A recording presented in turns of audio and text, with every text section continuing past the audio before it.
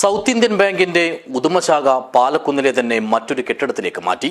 പുതിയ കെട്ടിടത്തിലെ ബാങ്കിന്റെ പ്രവർത്തനം ചിങ്ങപ്പിറവി ദിനത്തിൽ രാവിലെ കെ നീലകണ്ഠൻ MLA ഉദ്ഘാടനം ചെയ്തു. പാലക്കുന്ന് ടൗണിലെ സ്പീഡ് വ്യൂ കോംപ്ലക്സിലേക്കാണ് സൗത്ത് ഇന്ത്യൻ ബാങ്കിന്റെ ഉദുമശാഖ മാറ്റിയിരിക്കുന്നത്. ഇവിടുത്തെ പ്രവർത്തനം തിങ്കളാഴ്ച രാവിലെ കെ നീലകണ്ഠൻ MLA ഉദ്ഘാടനം ചെയ്തു. പ്രത്യേകിച്ചും പാലക്കുന്ന് പ്രദേശങ്ങളൊക്കെ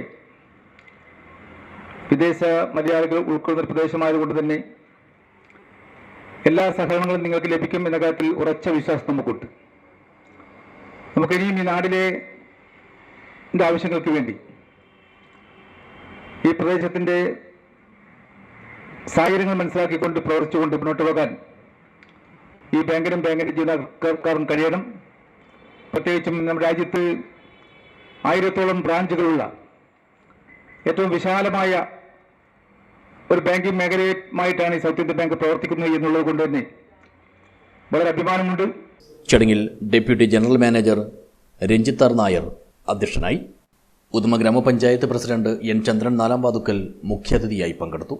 ATM കൗണ്ടറിന്റെ ഉദ്ഘാടനം വ്യാപാരി വ്യവസായി ഏകോപന സമിതി പാലക്കുന്ന് യൂണിറ്റ് പ്രസിഡന്റ് ജംഷീദും NRI ലോഞ്ചിങ് ക്ലാസിക് ഹാർഡ്വെയർസ് ഉടമ ബേക്കൽ കുന്നിലെ നസീർ അബ്ദുള്ളയും സ്ട്രോങ് റൂമിന്റെ ഉദ്ഘാടനം NRI കസ്റ്റമർ ബാബുരാജും ക്യാഷ് കൗണ്ടറിന്റെ ഉദ്ഘാടനം മുങ്ങത്ത് കുമാരൻ നായരും നിർവഹിച്ചു.